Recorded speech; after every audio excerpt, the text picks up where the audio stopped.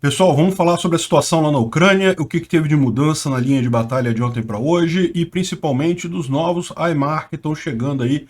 Vai dar dor de cabeça para os russos mais ainda. Vamos entender o que está acontecendo. Essas notícias foram sugeridas por Daniel Júnior, Sagat Bordiev e várias outras pessoas. Obrigado aí ao pessoal que sugeriu as notícias. Obrigado a você que está assistindo o nosso vídeo. Se você gosta do nosso conteúdo, por favor, deixe o seu like e se inscreva aqui no canal, né? Novamente, a gente teve um dia com poucos avanços aqui na linha de batalha. Como vocês sabem, os russos estão sim fazendo a pausa deles para reorganização, o que não quer dizer que eles não estejam também fazendo alguns bombardeios aqui na linha da frente, né? Aliás, isso o pessoal do Instituto para Estudo da Guerra ressaltou bastante hoje. Ele está falando que há um entendimento errado das pessoas quando fala que o exército vai entrar em pausa. Isso não significa que ele vai efetivamente parar totalmente, até porque isso daria margem para o inimigo fazer uma contraofensiva, né? Os russos não fariam isso. Então eles vão continuar usando artilharia, vão continuar testando as defesas ucranianas em vários pontos aqui, tentando avançar. A questão toda é, eles fazem isso com algumas tropas, sem muita força, enquanto a maior parte das tropas está sendo requalificada, reagrupada, enfim, reconstituída para um possível avanço mais adiante, né? Enquanto isso, os ucranianos seguem na estratégia deles de destruir depósitos de munição. Teve mais um monte de depósitos de munição aqui que a gente pode ver. Eu vou mostrar os vídeos aqui em ordem, mas assim, o importante de vocês terem disso não é a imagem tem umas bonitinhas, outras nem tanto bonitinhas, mas o importante é a estratégia que está sendo usada, que é justamente de destruir esses depósitos de munição, né? Antes da gente ver essas imagens, só fazer uma observação que aqui em Kupiansk, onde os ucranianos, em tese, destruíram a ponte que fazia a travessia, né? Vocês lembram? Havia uma ponte original que havia sido destruída pelos ucranianos logo no início da guerra. Daí os russos conseguiram fazer uma ponte alternativa de engenharia lá, de militar, só para transportar coisa, mas segundo informações que a gente tem, essa ponte também foi destruída, só que agora os russos determinaram estado de sítio aqui, proibiram as pessoas de sair de casa e coisa e tal, provavelmente porque perceberam que foi alguém da própria cidade, algum ucraniano, que deu a dica para os ucranianos de onde saía exatamente a posição da ponte que foi destruída depois, né? É aquele negócio, isso aqui é mais uma espécie, não chega a ser uma confirmação direta, a gente não tem vídeo dessa ponte sendo destruída, não tem informação oficial da destruição dela, mas não deixa de ser um indicativo de que isso de fato aconteceu, né? Bom, esse primeiro caso aqui de depósito de munição é em Irmino, bem aqui no norte, essa coisa aqui de cima. Depois a gente tem aqui em Snizi, tô aprendendo ucraniano, cara. Vocês estão achando que não? Eu tô aprendendo a ler ucraniano nessa história toda, tanto fazer vídeo desse negócio. Snizi é essa cidade aqui, ó, mais ao sul, aqui, ó. Snizi também é um depósito de munição que foi destruído aqui. E Yasinovata é uma outra região que, na verdade, aqui não foi depósito de munição que foi atingido, mas foi um hub de trem, né? Tá claro aqui que foi atingido essa linha de trem que passa por aqui, que chega bem próximo da frente de batalha. E ainda teve em Melitopol outro caso também de depósito de munição destruído, Melitopol. Eu acho que não está marcado nesse mapinha daqui. Não está marcado aqui. Ah, não, está sim, está aqui. Ó. Melitopol também teve destruição de um depósito de munição russo. Então, é o tradicional. Agora que os ucranianos têm os HIMARS, eles conseguem atingir esses alvos bem na retaguarda, e isso tem ajudado eles a dificultar a logística dos russos, né? Mas o principal foco dos ataques ucranianos ontem foi Kherson. Kherson teve também um depósito de munição atingido aqui, um depósito bem grande. Se você olhar aqui, ao longo desse vídeo todo aqui, o barulho da munição explodindo, tá vendo? Os outros cartuchos explodindo e coisa e tal. Foi um depósito de munição bem grande que foi atingido pelos ucranianos em Kherson. E além dele, esse aqui eu acho que é o mesmo depósito de munição, só visto de um outro ângulo, né? Mas é o mesmo depósito de munição. Esse depósito de munição, embora aqui no mapa esteja marcando apenas na cidade aqui, coisa e tal, segundo estão dizendo, na verdade é em Chornobáivka, que é onde fica a principal base dos ucranianos, né? E além disso, os ucranianos teriam acertado também o aeroporto internacional de Kherson, que ele tem sido usado pelos russos, então na verdade ele foi danificado para evitar que os russos usem isso daqui, né? Então, de novo, aquela situação, a gente sabe que está alguma coisa sendo preparada para Kherson, não sabemos exatamente quando que vai acontecer essa ofensiva ucraniana, mas as coisas indicam que a gente está bem próximo disso, né? Por exemplo, a Irina Vereshchuk, que é a vice-primeira-ministra da Ucrânia, ela usou uma linguagem bastante forte para pedir aos ucranianos para saírem das províncias de Kherson e Zaporizhia. Kherson, né, é aqui, evidentemente, e Zaporizhia é essa região daqui, e ela está falando que é aquela coisa que a gente sabe que vai acontecer no momento que os ucranianos tentarem retomar essas cidades, evidentemente que eles vão causar alguma destruição, né? Não tem como fazer esse tipo de coisa sem causar algum dano. Existe um planejamento deles para evitar ao máximo danos em Kherson, que consiste justamente em conquistar esses pontos de saída dos russos aqui, mas mesmo supondo que esse plano funcione direitinho e coisa e tal, é lógico que vai haver dano colateral, vai haver prédio destruído nessa retomada, não tem como fazer isso de outra forma, e lógico, a última coisa que os ucranianos querem é que outros ucranianos morram nesse processo. Então o governo está pedindo encarecidamente para todos os ucranianos aqui da província de Kherson saírem daqui, né? É muito difícil eles conseguirem sair aqui por cima, os russos não deixam eles irem para o resto do território da Ucrânia, mas existe a possibilidade deles saírem pela Crimeia e pela Rússia e depois entrar novamente no território ucraniano. Então essa é a melhor alternativa que eles têm neste momento, ou seja, isso indica que está próximo realmente essa contraofensiva, né? Bom, e também a gente tem a informação, como a gente já falou, da resistência ucraniana em Kherson, que está cada vez mais, digamos, animada, né?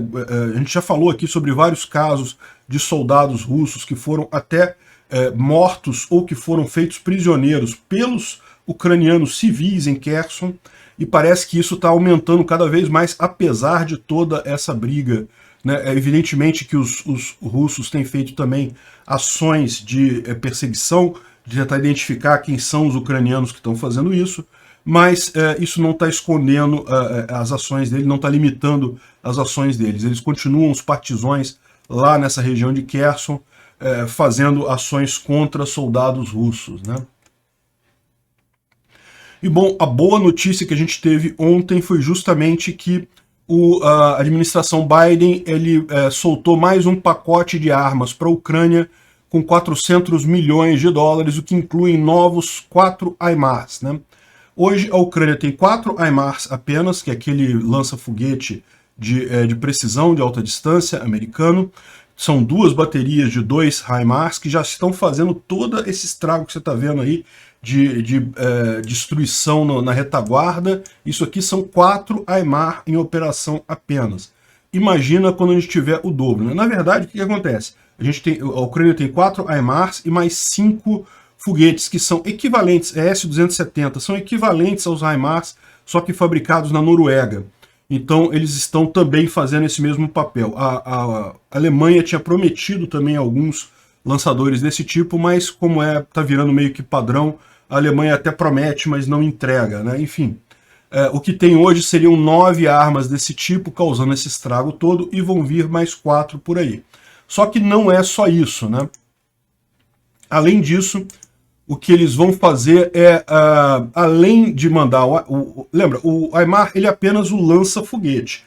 O foguete em si é a arma, o foguete é uma coisa própria, né?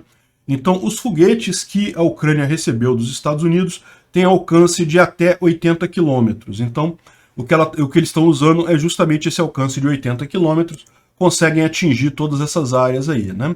e agora eles vão receber foguetes com distância de até, com capacidade para até 300 quilômetros. Então, ou seja, isso vai ser algo que realmente começa a mudar as coisas. Lembra, a grande preocupação que os Estados Unidos tinha quando forneceu o HIMARS para a Ucrânia era se a Ucrânia iria acabar usando esses foguetes contra alvos russos, né? E, em tese, se você pegar aqui no cantinho da Ucrânia, no canto norte aqui da Ucrânia, e traçar 300 quilômetros, você atinge Moscou. Então isso é uma coisa que os Estados Unidos queria evitar, para não escalar a situação, né?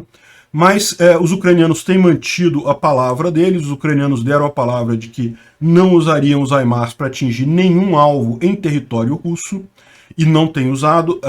As poucas vezes que eles têm feito bombardeios aqui em Kursk ou em Belgorod, eles têm usado outras armas, não o HIMARS, e então agora os Estados Unidos deu a munição com 300 quilômetros de alcance para eles, né? E isso significa, ou vai dar ainda, né? E isso daqui dá uma visão do alcance que tem essas armas, né? Crimeia, por exemplo, passa a ser perfeitamente viável atingir alvos aqui na Crimeia. E, inclusive, no limite, adivinha quem que aparece aqui? A famosa ponte da Crimeia, que já tem muita gente falando. Mas veja, aqui, em tese, os ucranianos já têm os Harpoon inglês que atingem também essa distância. Por isso que já há algum tempo os russos estão preocupados com um possível ataque à ponte da Crimeia, já estão fazendo, a gente viu um monte de exercício, um monte de simulação para evitar e coisa e tal. Mas agora, com o HIMARS, que também tem uma precisão muito boa, a Ucrânia, no mínimo, agora tem duas opções de armas que ela pode usar para atingir a ponte da Crimeia. Eu diria que está chegando a hora dessa ponte voar, hein? Enfim, vamos aguardar isso daí.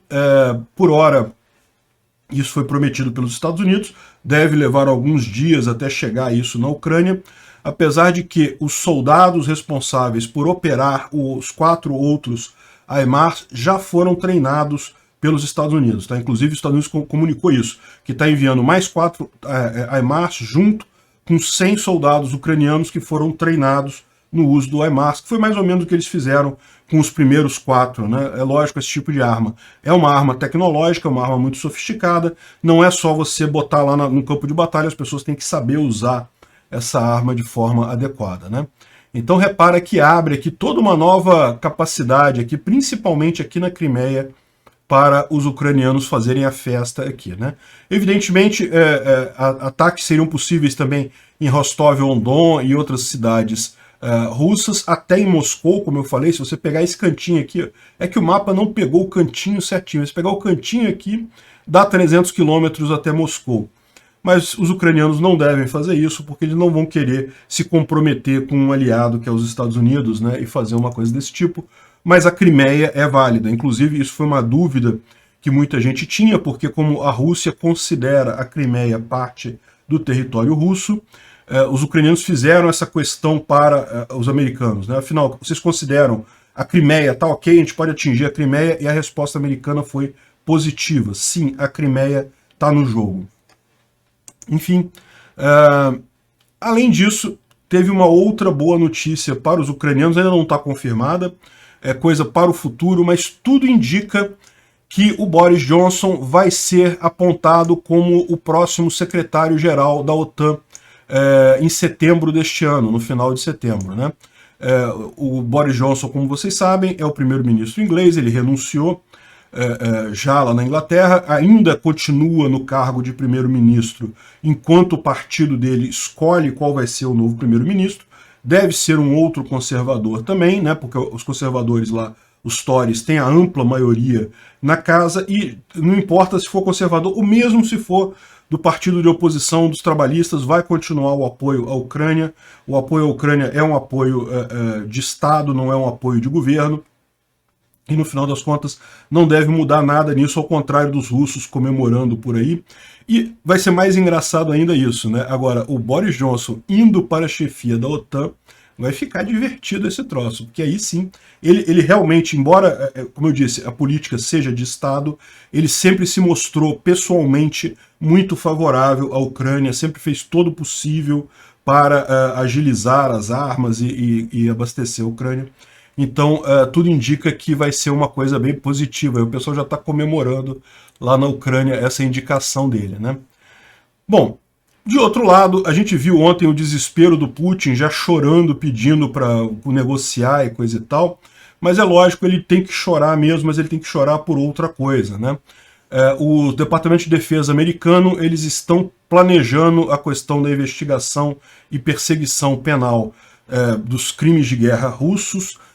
Por hora, o foco deles é o levantamento de informações, você ter evidência dos crimes que aconteceram, para proceder posteriormente à convicção, né, ao julgamento e condenação dos criminosos de guerra.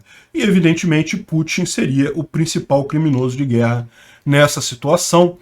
Algumas pessoas dizem que, não, acham que não é provável que o Putin veja esse tribunal, né?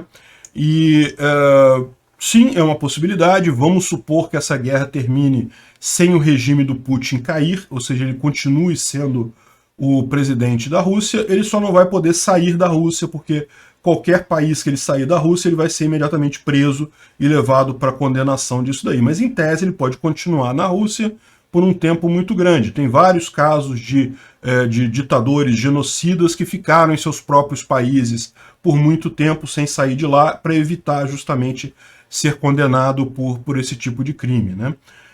Não só ele, como os generais e comandantes desse genocídio absurdo que a Rússia está cometendo na Ucrânia não vão poder nunca mais sair da Rússia ou serão presos. Mas tudo isso está pressupondo que o regime na Rússia não vai cair, o que é uma coisa que eu não tenho tanta certeza assim. Então, sim, Putin tem uma chance significativa de acabar essa coisa toda na cadeia ou num pelotão de fuzilamento, justamente pagando pelos crimes de guerra que ele está cometendo na Ucrânia. Eu diria que isso é até o mais provável.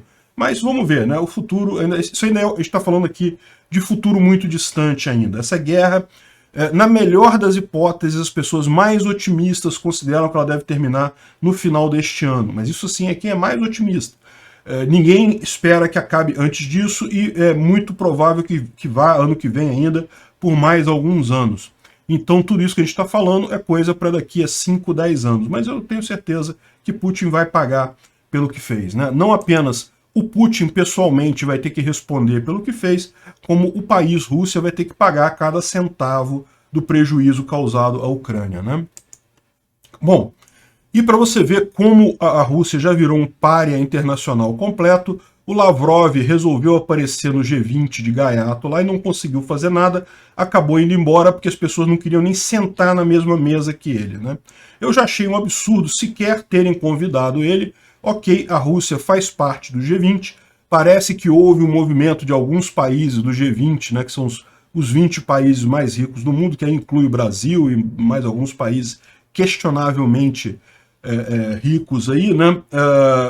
Só que mesmo assim, alguns desses países, não sei se o Brasil fez parte dessa lista, que fizeram questão de convidar a Rússia para não mostrar isolamento, mas na prática esse tiro acabou saindo pela culatra. O Lavrov foi lá no G20, no encontro do G20, que está acontecendo na Indonésia, e não conseguiu sentar, conversar com ninguém, foi chamado de genocida, de traidor, enfim, foi chamado do que ele é mesmo. O bonequinho de ventríloco do Putin, o Medvedev, ele mandou uma mensagem dizendo que os Estados Unidos não deveria ficar brincando com uma potência nuclear, né?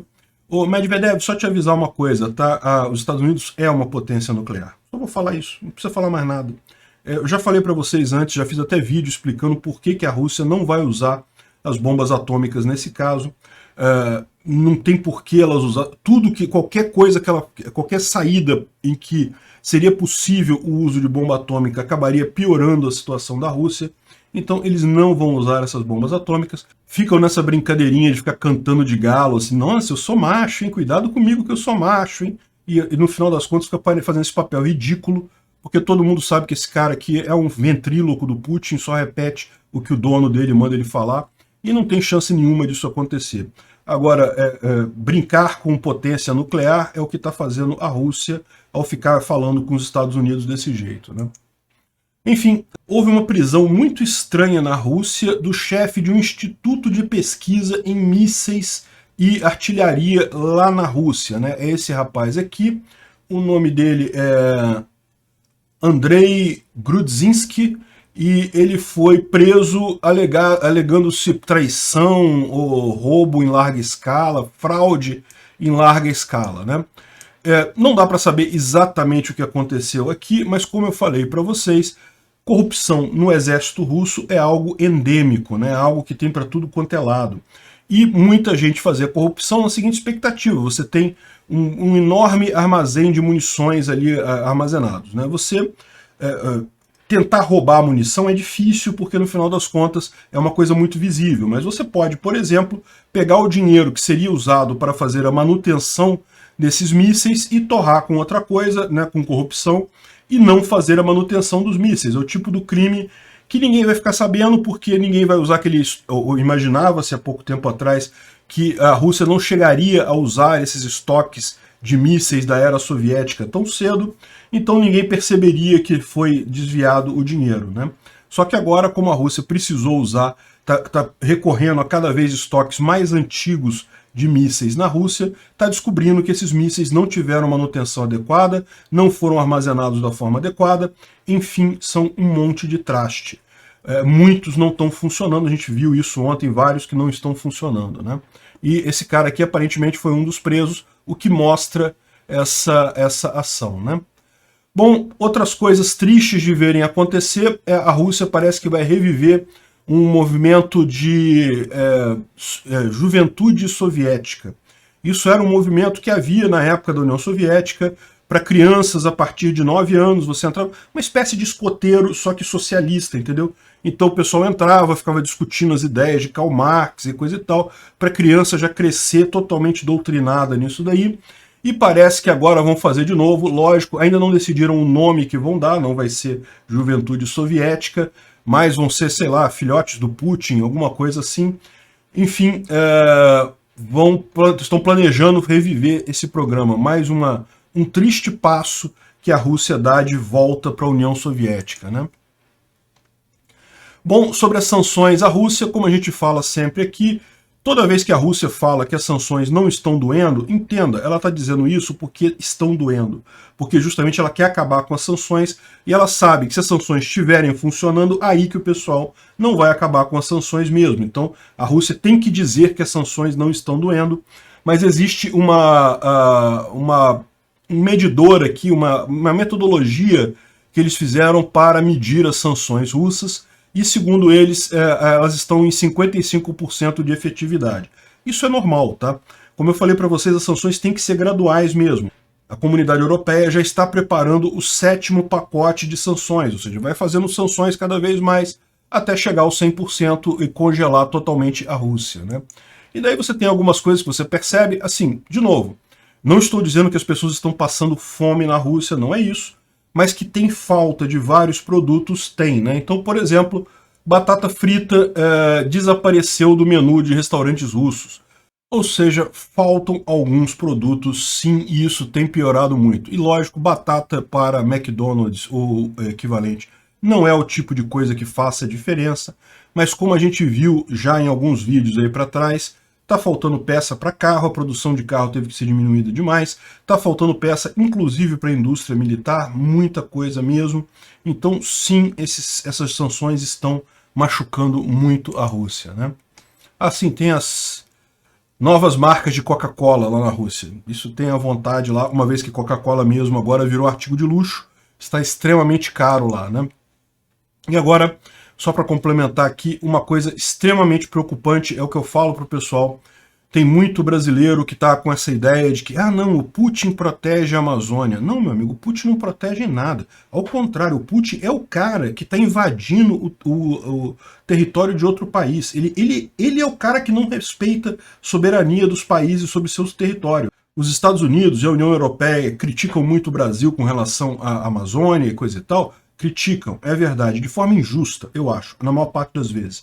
O Brasil ainda é, sob qualquer aspecto que você veja, uma potência verde. Nós somos os maiores produtores de energia renovável, temos a maior floresta do mundo, tudo isso por decisão consciente do país. Então eu acho que é injusto mesmo esses ataques que a comunidade europeia e os Estados Unidos fazem ao Brasil. mas em momento algum eles sequer ameaçaram invadir a Amazônia. Não existe isso, nunca existiu reunião na ONU para a internacionalização da Amazônia, isso é fantoche desse pessoal, é mentira. E aí o pessoal fica assim, não, porque o Putin protegeria o Brasil. Pô, como que o Putin ia proteger a Amazônia? Olha, é o contrário. O Putin é o cara que não está respeitando a soberania do outro país. E olha só, ele está aqui do ladinho, ó, tá fazendo um exercício militar com o Irã na Venezuela, com o Irã e com a China na Venezuela. Eu fico muito mais preocupado do Putin invadir a Amazônia brasileira do que os Estados Unidos e a Europa. Não acho que o Putin vai fazer isso simplesmente porque ele não tem armamento agora. Ele está enterrado lá na Ucrânia, não consegue ganhar dos ucranianos, está destruindo seu exército todo lá. Acho que ele não vai fazer por isso. Mas por vontade do Putin, ele já mostrou que tudo que ele precisa é arrumar uma desculpa esfarrapada qualquer para invadir território de outro país. Esse pessoal que acha que Putin é do bem, é positivo em algum aspecto, ou é mal, mas ajuda o Brasil e coisa e tal, devia repensar esse troço muito rápido. Tá arriscado daqui a pouco você ser chamado para lutar o Putin lá na Amazônia. Obrigado por assistir o vídeo até o final. Além de curtir, compartilhar e se inscrever no canal, considere se tornar patrocinador com valores a partir de R$ 1,99. Clique no botão Seja Membro abaixo para saber as condições e vantagens de patrocinar o canal. Mais informações sobre o nosso projeto, visite nossos sites indicados na tela.